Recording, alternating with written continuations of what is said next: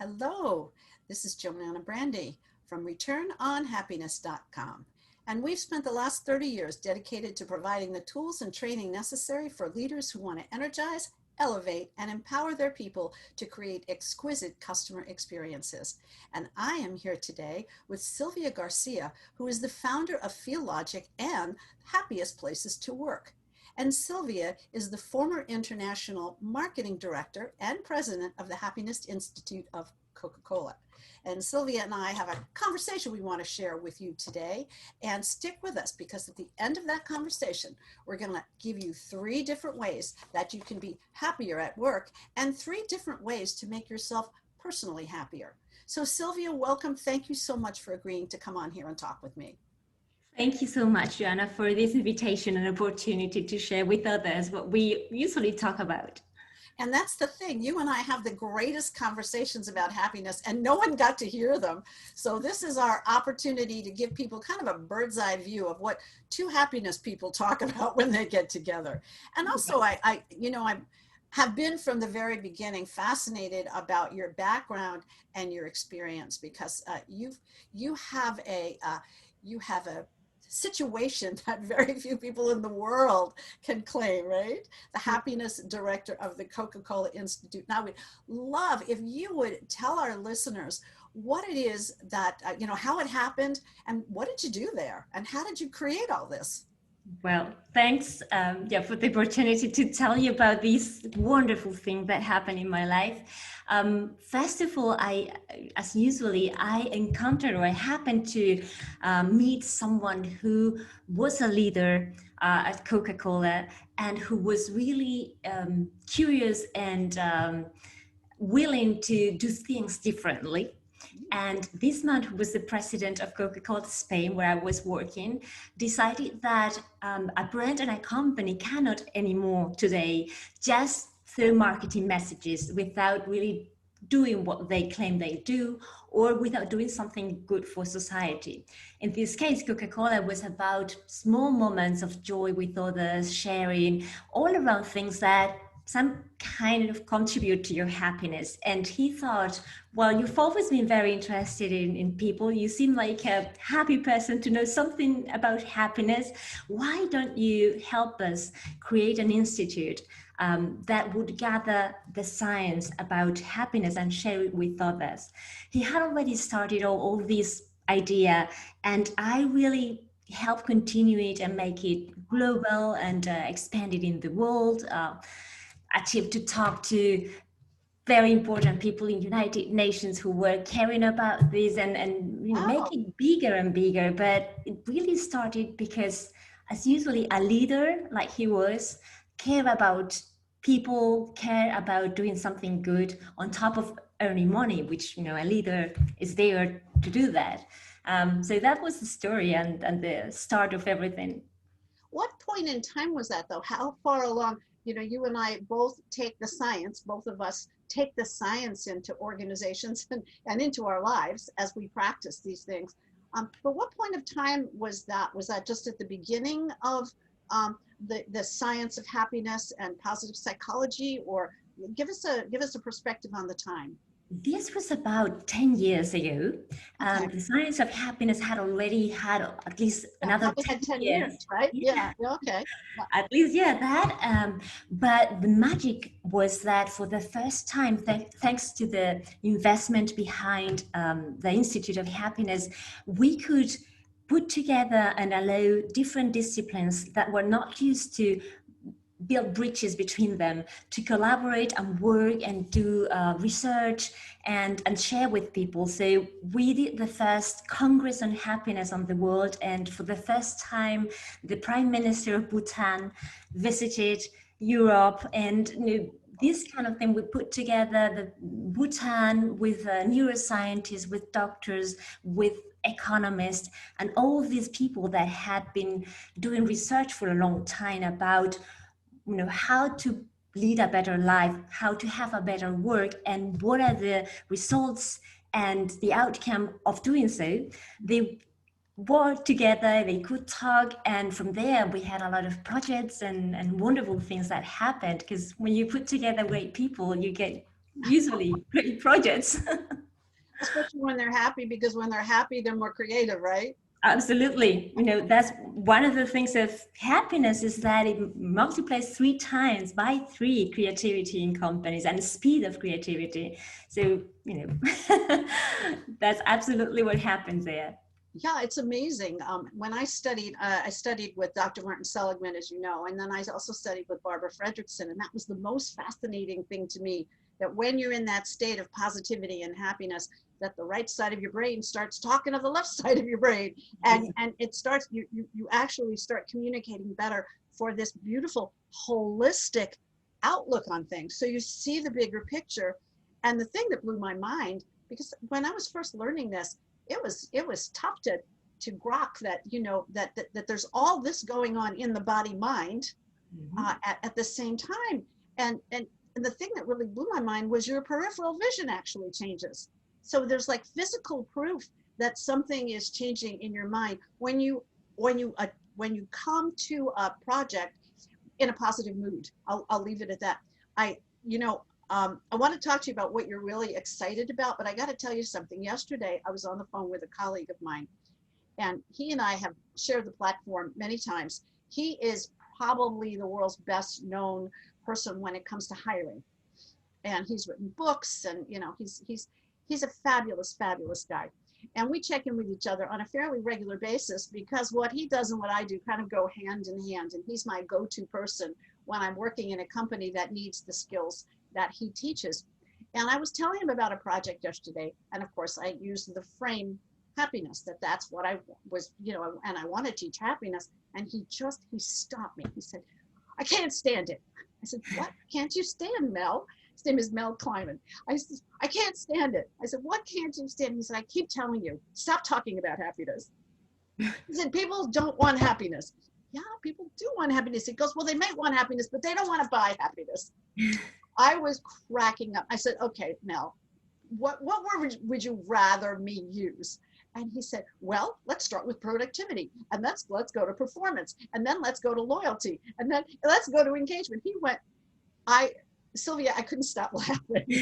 But I got what he was really trying to tell me, is that the vision of happiness in the world is that it looks like a yellow smiley face. And I remember when Dr. Seligman just did not even want to be associated with the word anymore, even after he wrote the book Authentic Happiness and started all of this science of happiness, because he felt that people had minimized the power of it with that smiley face. And so I'm wondering, do you ever encounter this when you're going to give a speech or you're going to work with a client?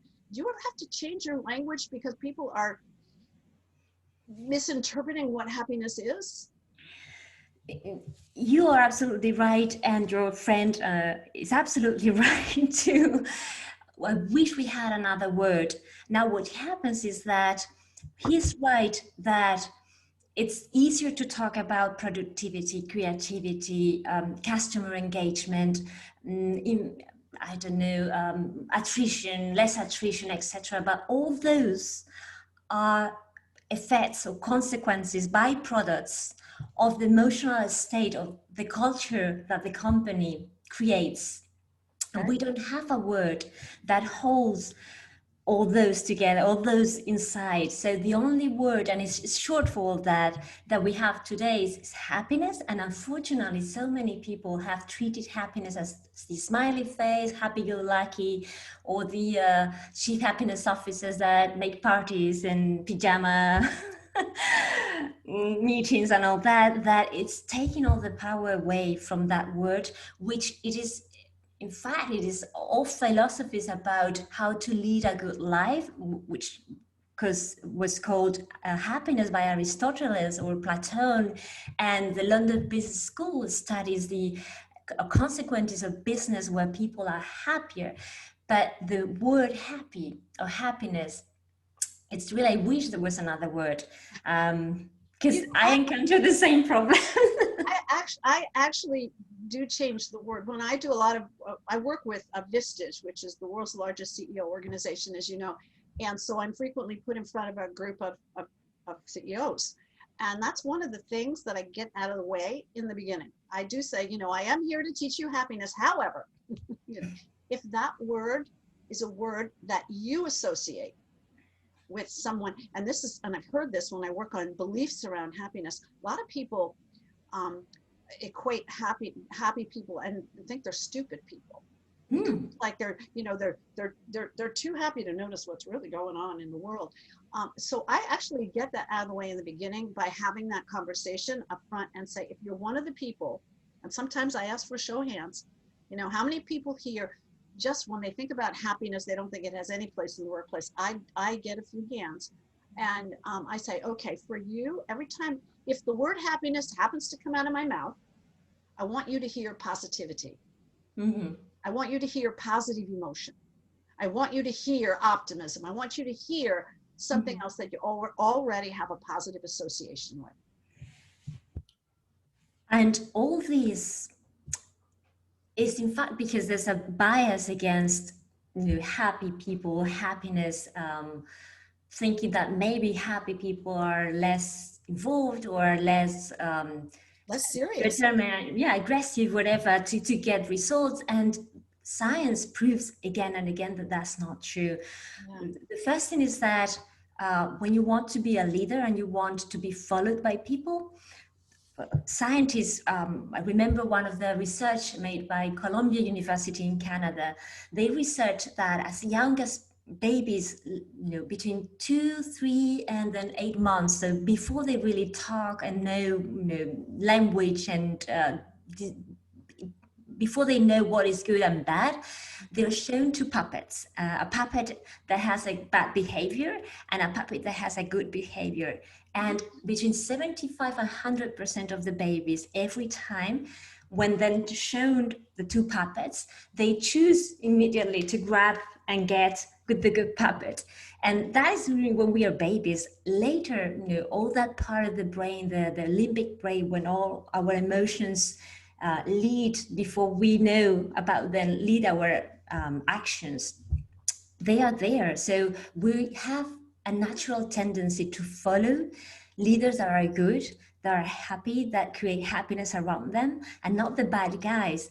But the culture changes that natural feeling, change it, and make us more miserable and make us feel and follow leaders that science proves that take worse decisions. Because the unhappy leaders, the very stressful ones, the ones that are super aggressive, are proven to take worse decisions, to be taking risks that are too high. Worse decisions. Okay, I couldn't understand what you were saying there for a moment. Yeah, to make the worst decision. Well, yeah, because when you're in that state of mind, you actually don't have access to the front part of the brain. Do you? The neocortex kind of shut down when you get into that sort of narrow focused, only looking at the bad, only looking at the things that are going wrong as opposed to things that go right. Exactly. And these kind of cultures and leaders they take decisions that are not good in the long term, and they might seem to bring benefits quicker or higher in the short term. But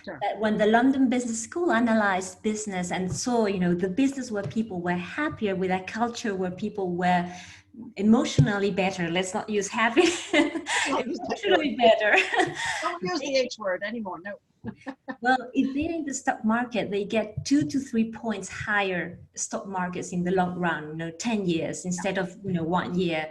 And if they're not in the stock market, they get 10% higher productivity and 12 to 15% higher sales. So instead of focusing in the very short term and pricing and following the bad leaders or the companies with the bad culture, companies should be paying attention to creating the conditions for people to be emotionally healthy.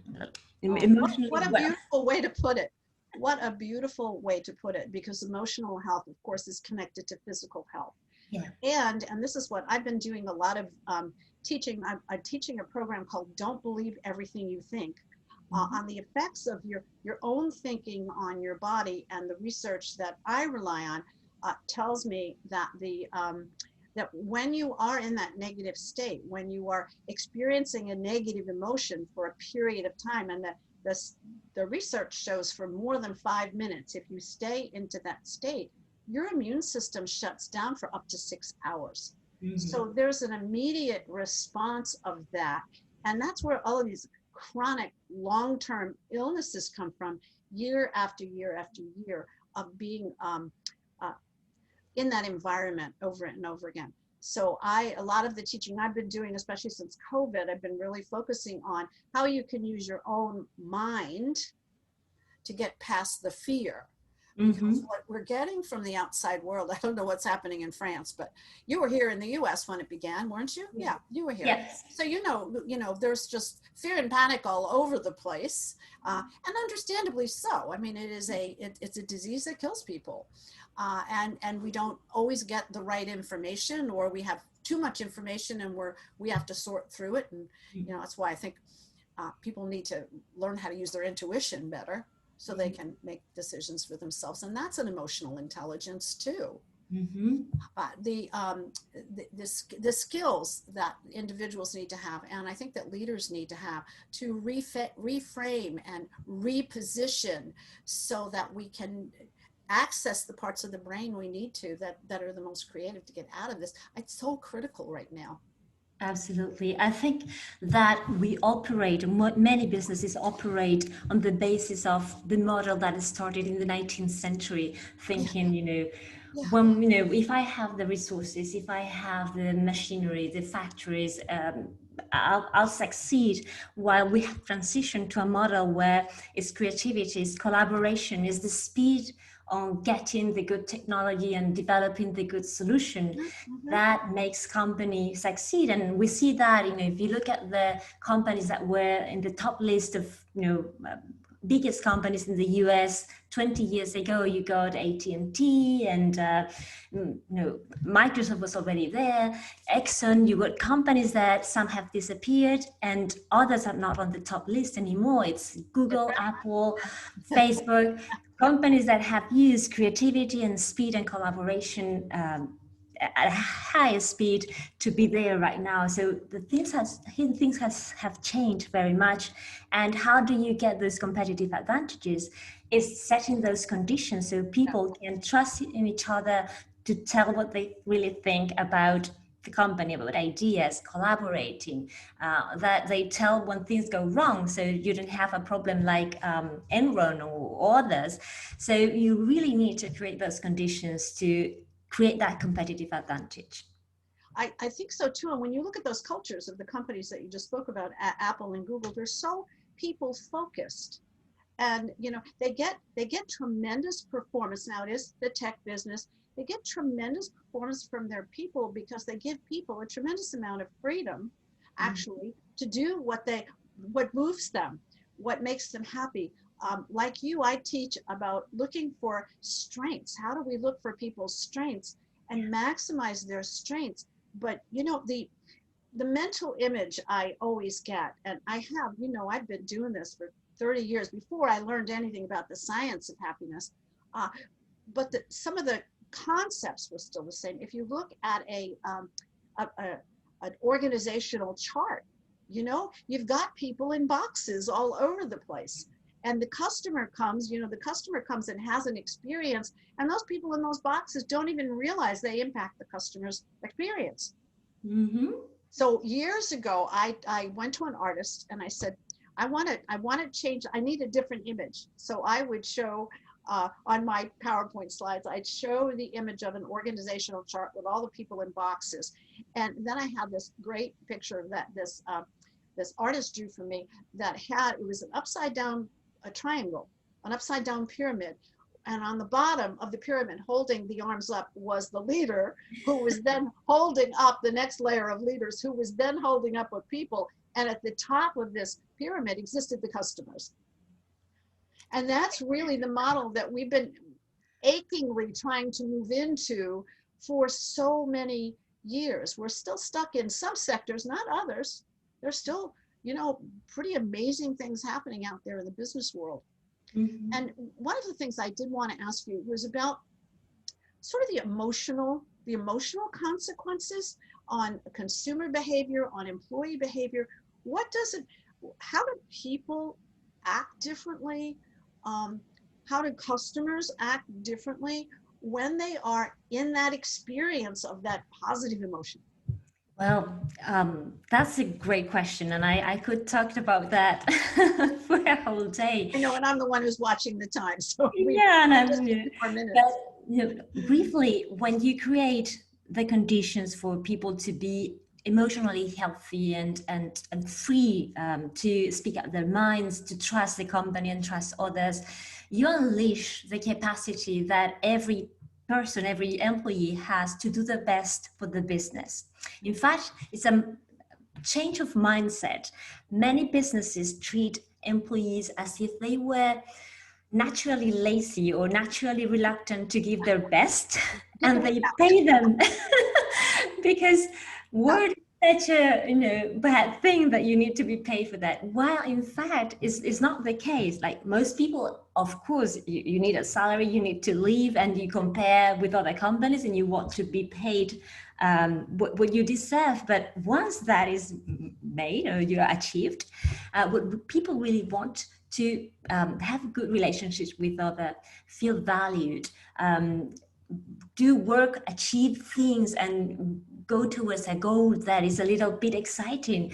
Things like that. When you set the conditions, what you see is that people really give their best. And they have wonderful ideas. And if you give them some autonomy and control over their job and their decisions, they can surprise you with the creativity of the solutions. And in America, when I was living there, you see that very well in Southwest Airlines. Yeah, yeah. There are employees who have, as long as they deliver the instructions, the safety instructions on a plane, they can do it their own way. And you have the expression of the creativity of each person. And I think it's the only airline that where I pay attention to the instructions. You want to hear what they're going to say?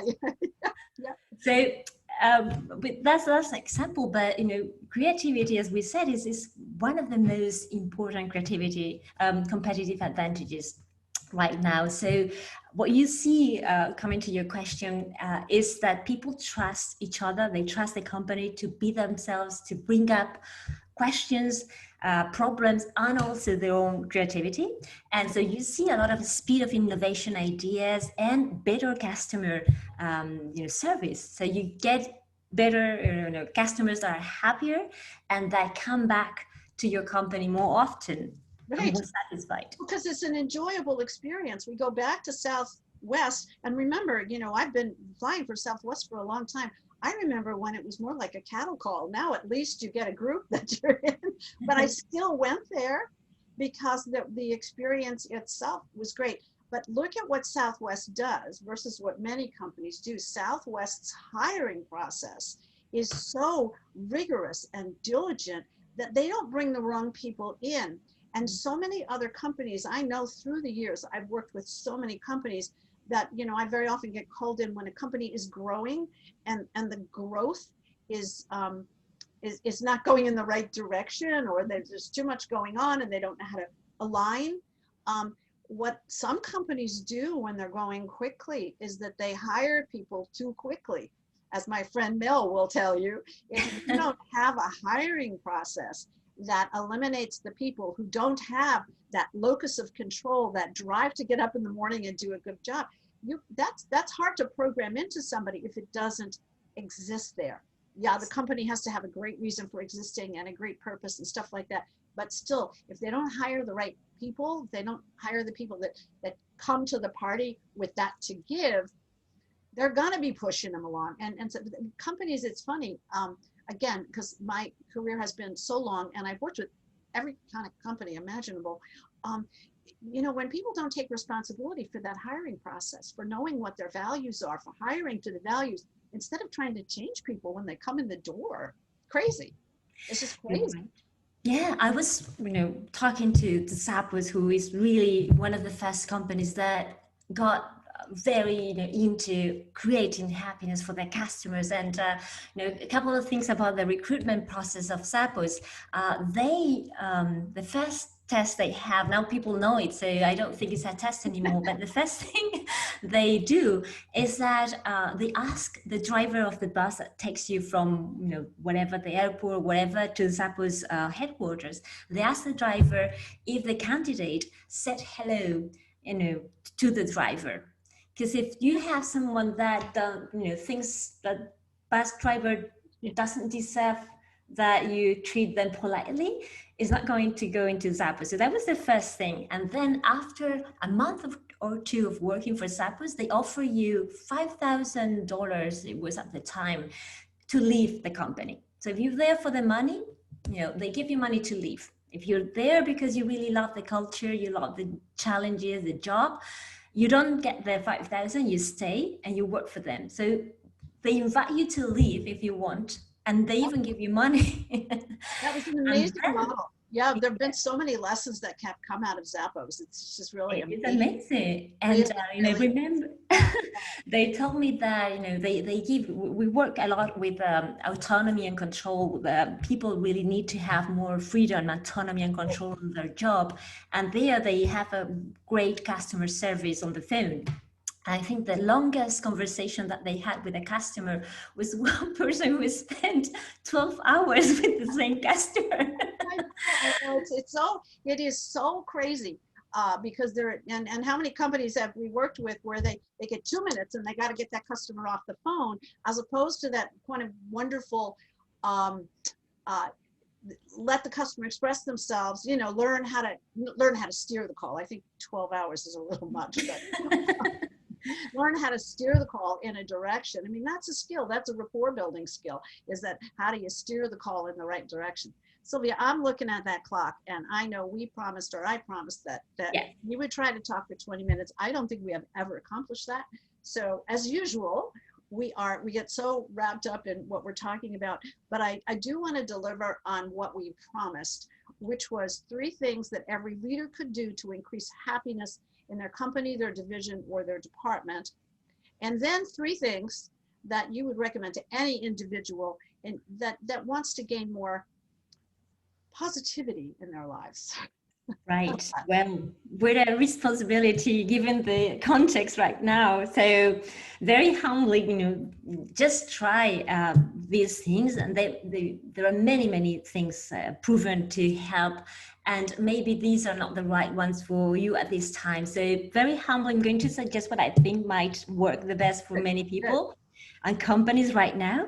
And I would say for companies first, one of the best things we've talked about this is give autonomy and control over their own job, their own work to each employee. Trust them. Don't treat them as people who are given their minimum for the salary. Trust them that they're going to give their best and the maximum, and give freedom and autonomy, because wonderful things happen if you do that. The second would be do things to create social bonding, mostly, more importantly now that we work remotely, many of us. So do create rituals where people connect even remotely, moments where people can express and talk about other things than work, because there is where you release stress, but also where creativity, ideas, problems are discussed. So find ways to recreate the natural bonding moments that happen in a company now that we work mostly remotely. That would be the second. And the third, it would be really go reach out to someone like JoAnna, who knows how to measure all the components of a healthy, emotionally healthy and resilient company, and do that, because you're going to discover what your company is right now and what your company can do, and what is the next step to release all that potential of your employees. So those would be the 3. Thank you for that little plug. That was lovely. Thank you. But I think people do need to reach out to those people who are at sort of the forefront still, even though science of happiness is 20 years old and we're getting a lot of information.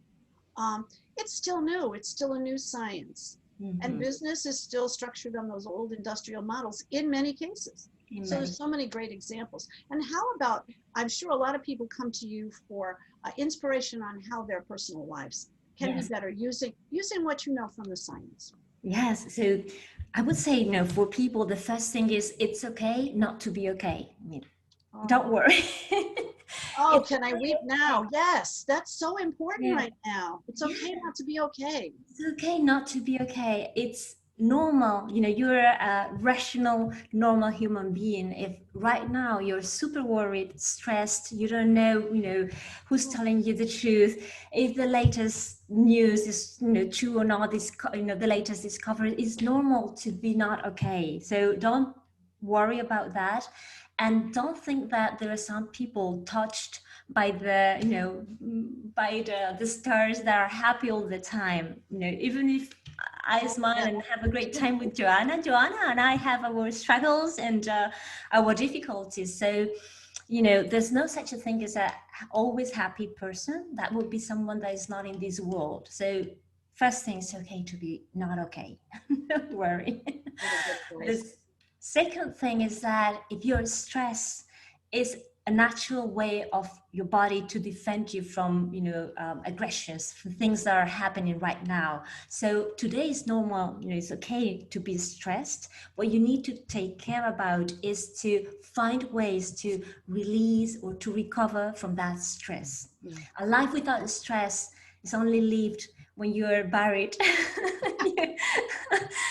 Life is stressful. So those moments of stress are okay. It means that you're not okay with what's happening. You're trying to find solutions, to read news, to find how to deal with all these. That's okay.